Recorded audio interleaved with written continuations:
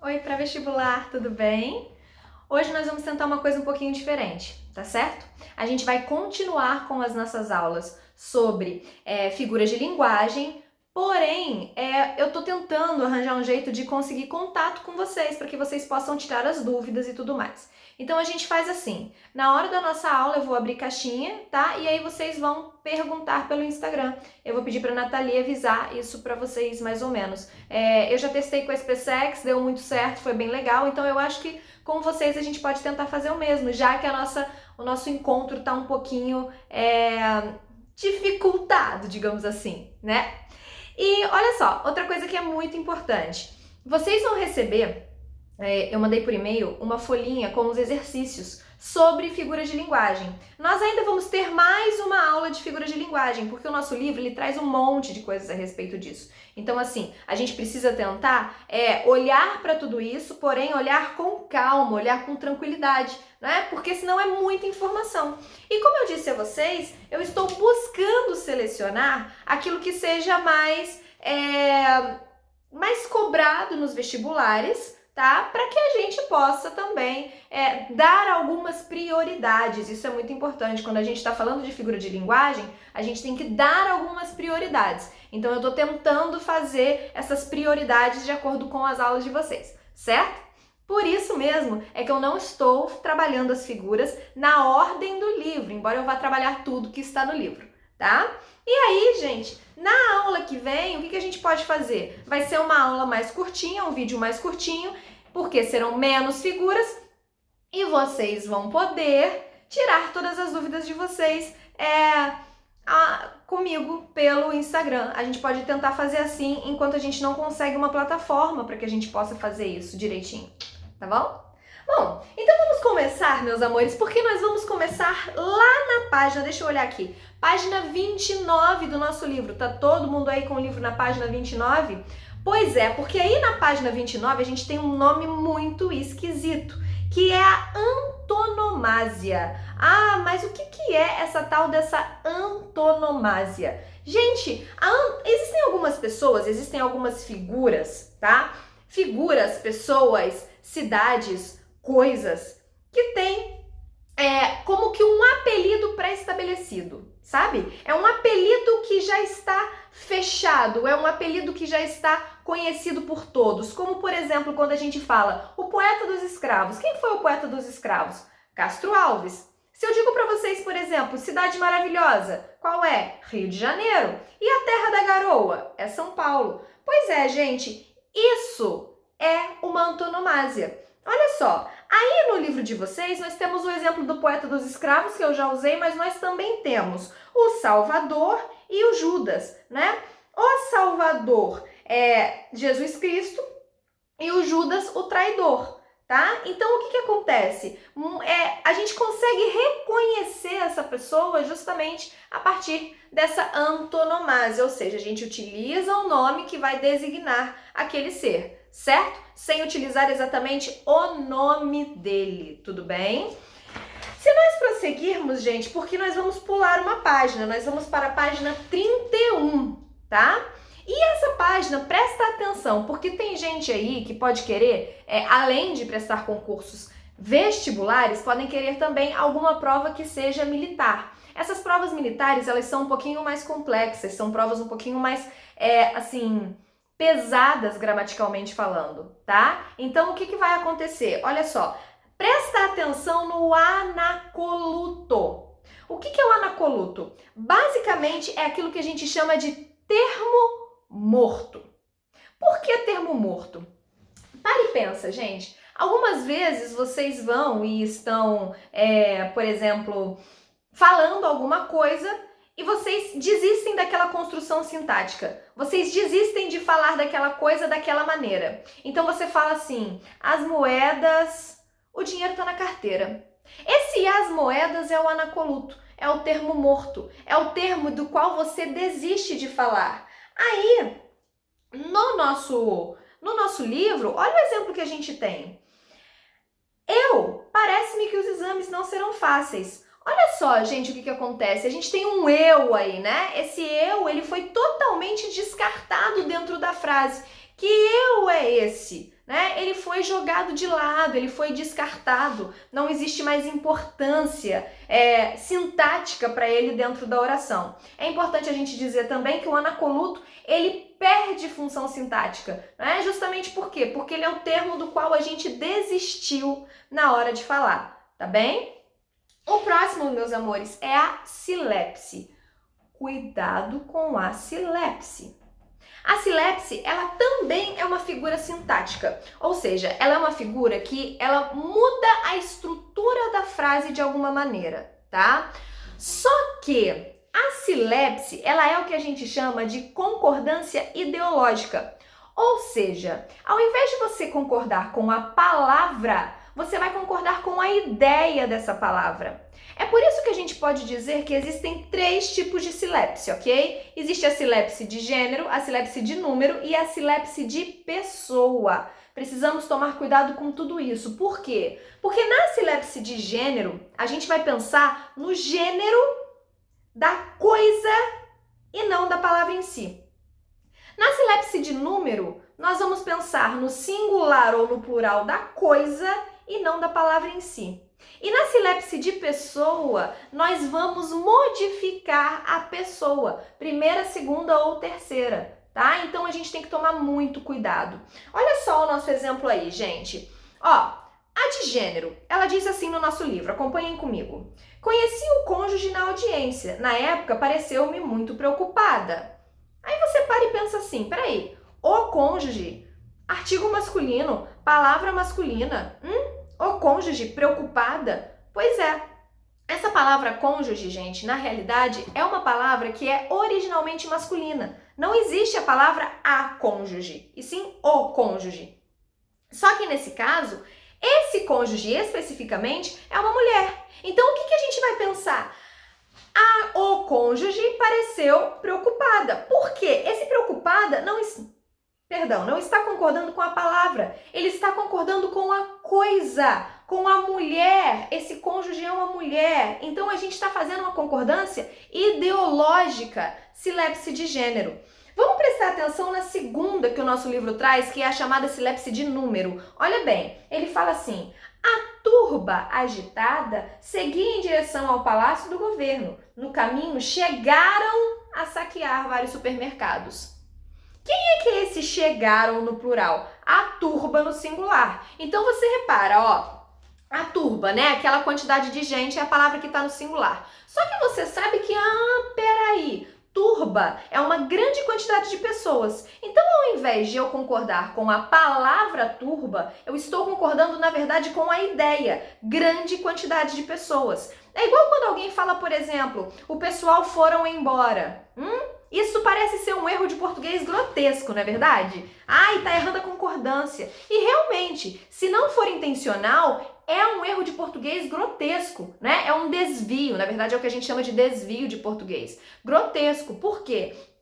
Porque você está errando na concordância, certo? Mas você está utilizando uma figura de linguagem que é a silepse. Olha a nossa última, gente. Pessoa. Todos ansiávamos por dias bem mais felizes. Como assim todos ansiavam? Por que isso é uma silepse de pessoa? Porque nós temos 2 pessoas aí. Todos é uma terceira pessoa, eles.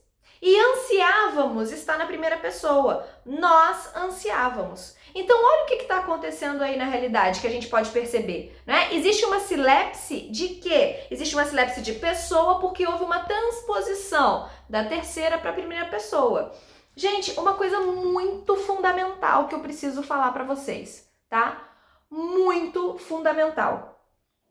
Por favor, cuidem para não usar silepse em textos não literários. Ou seja, se você precisa fazer textos literários, não literários, né? Textos que não sejam artísticos, por favor, meus amores, fujam da silepse, assim como vocês têm que fugir do anacoluto também, tá? Porque isso pode demonstrar uma quebra sintática, isso pode demonstrar um desconhecimento da nossa língua portuguesa e das regras que cuidam dela. Então vocês têm que tomar bastante cuidado com isso. Tudo bem? Estamos combinados? Tá? Muito cuidado com a silepse. Muito cuidado com ela. Tudo bem?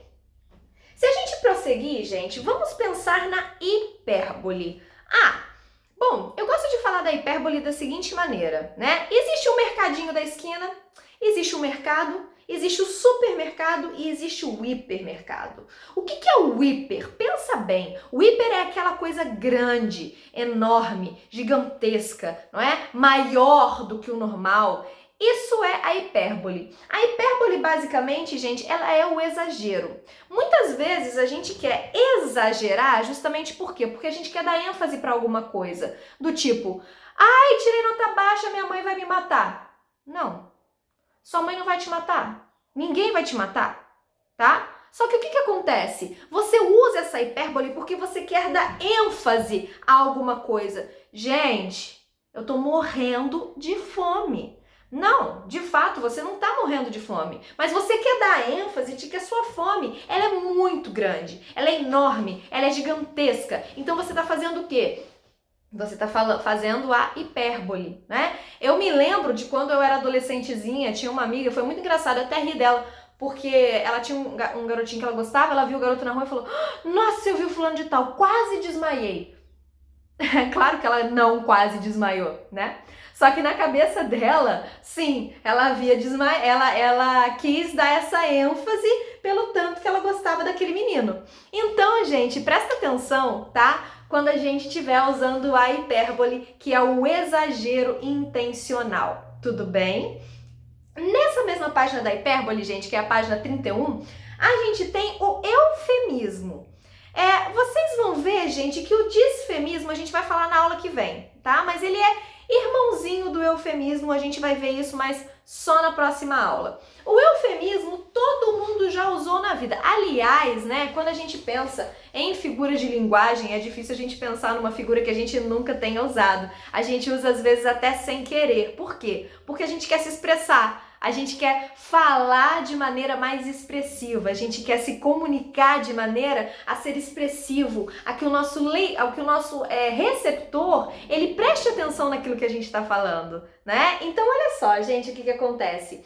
Eufemismo. Esse eu, ele vem do grego e ele significa bom. Então, o que acontece? Esse eu significa bom, de tornar bom. Eufemismo é você basicamente tornar algo bom.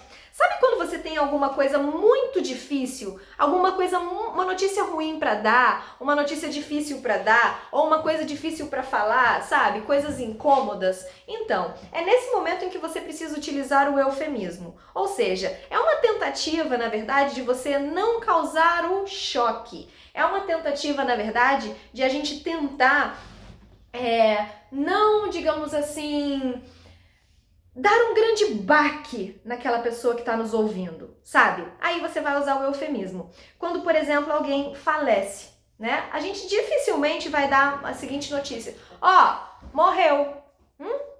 Dificilmente a gente vai fazer isso, mas a gente vai dizer assim: descansou, dormiu para sempre, foi para o andar de cima, certo?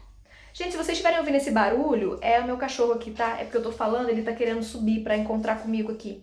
São os males das aulas remotas, mas enfim, as dificuldades das aulas remotas. Olha só, então, o que acontece, gente? Ou quando você chega em casa com uma nota que não foi muito legal, aí você fala assim: pai, não é que eu fui mal, é que eu não fui tão bem, sabe? Às vezes isso acontece. A gente chega e a gente precisa amenizar alguma coisa que é dolorosa. Ou alguém te pergunta sobre uma roupa. E aí, a roupa tá boa? Você fala: acho que podia estar melhor, tá? Tudo isso é o eufemismo. É você tornar bom, transformar aquilo em alguma coisa boa, em alguma coisa mais agradável e sensível aos ouvidos, tá? Amores, muita atenção com a prosopopeia, tudo bem? Atenção e cuidado com a prosopopeia. A prosopopeia, ela tem, na verdade, um outro nome. A gente pode chamar tanto de prosopopeia quanto de personificação, tá? Só por aí a gente consegue ter uma noção do que é a prosopopeia ou a personificação. O que vai acontecer, então? A gente vai utilizar essa prosopopeia ou essa personificação Todas as vezes que nós estivermos tentando fazer o quê? Quando nós quisermos dar qualidades humanas a seres não humanos. A gente tenta dar qualidades humanas a seres não humanos. Por exemplo, eu vou pegar aí o mais bobão de todos, Bob Esponja. O Bob Esponja é uma personificação. Por quê? Ele é uma esponja do mar, mas ele tem sentimentos de pessoas, ele tem reações de pessoas, ele tem características de pessoas. Quando você diz assim, nossa, hoje o dia está feliz. O dia não está feliz, você está feliz. O dia é um ser inanimado. O dia é um ser que não pode ter esse tipo de característica feliz, não é? Só que você está fazendo o quê? Você está dando essa característica humana a esse ser inanimado, tá? A prosopopeia ou personificação, gente, é uma figura de linguagem muito importante e ela pode aparecer. Então, tomem bastante cuidado com essa figura de linguagem. Por quê? Muitas vezes ela aparece no texto, mas ela não é tão óbvia. Ela vem meio escondidinha. Vocês vão fazer os exercícios e vocês vão acabar se acostumando a perceber essas figuras aí por onde vocês caminharem, tá bem?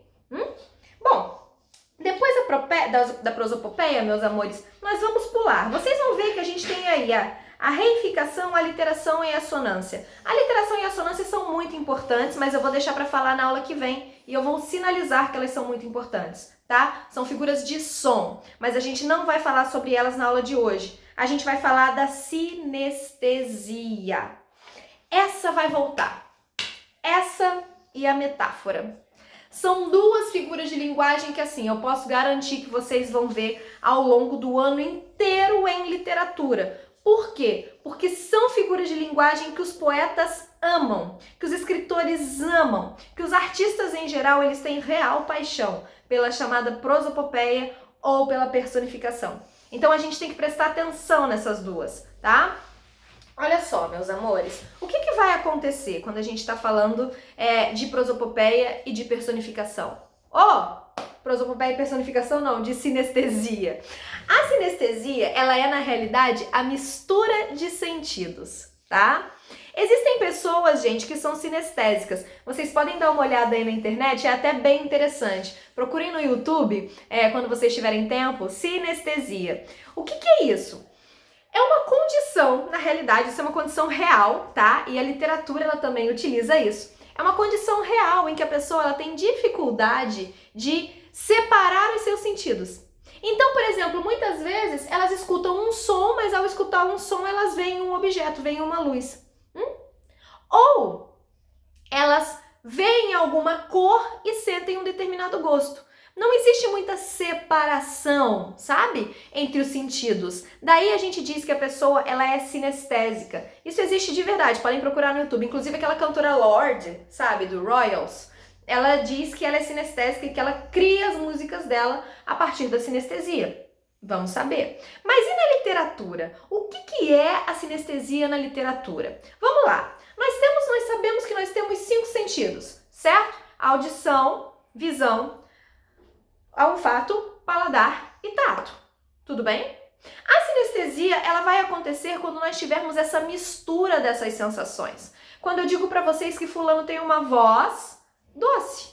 Voz por ouvir, doce pelo paladar, doce pelo sentir. Então, olha só o exemplo que nós tivemos aqui no nosso livro, ó. Um doce abraço indicava que o pai a desculpara. Isso é a página 31.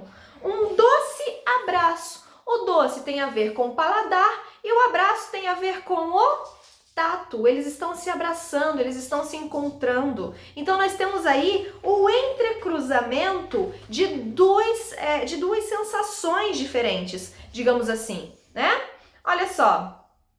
A gente pode ter também, isso é muito importante, o livro de vocês mostra, e eu quero que vocês abram lá na página 32, tá?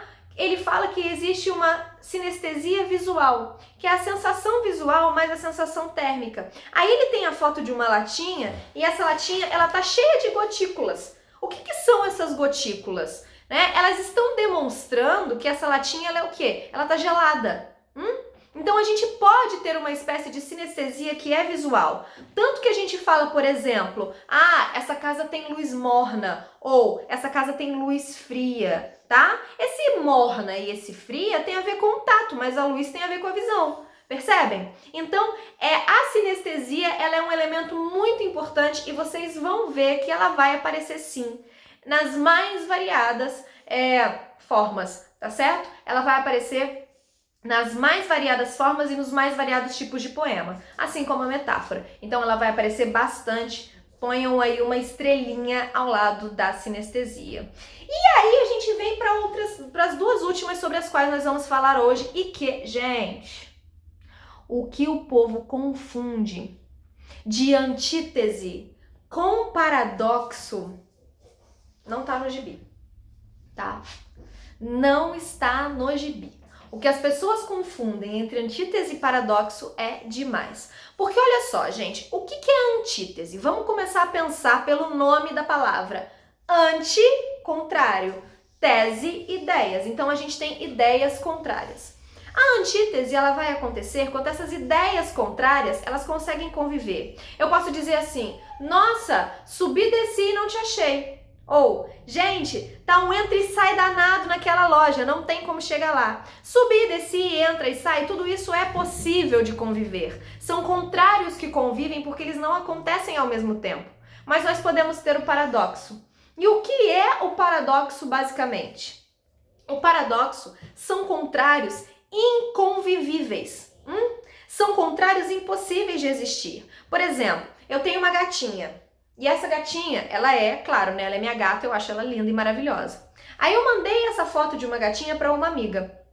E essa amiga falou assim, essa gatinha dá uma vontade de esmagar de levinho. Isso é um paradoxo. Porque como é que você vai esmagar de levinho? Se você esmaga, você necessariamente esmaga com força. Você não tem como esmagar de levinho, né? Então o que vai acontecer, gente? O paradoxo, ele vai ser justamente os opostos inconvivíveis.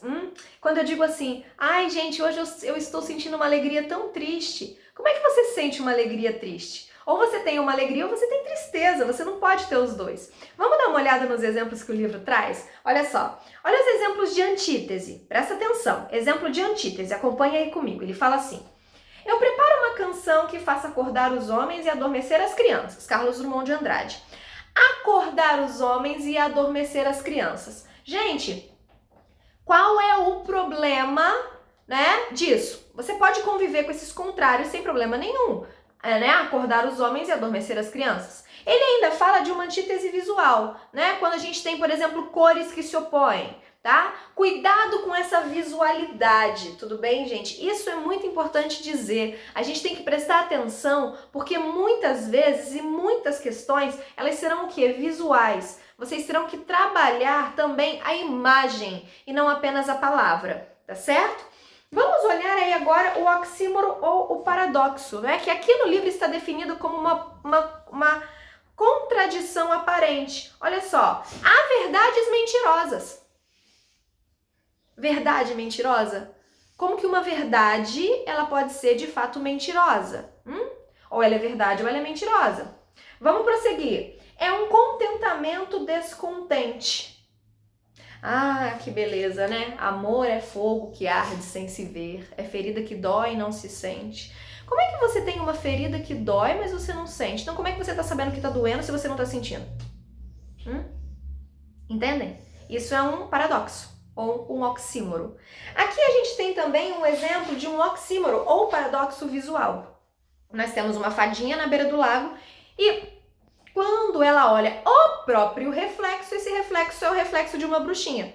Isso é um paradoxo, porque ela deveria estar olhando, se ela está olhando um reflexo, o reflexo deveria ser dela mesma, não é verdade?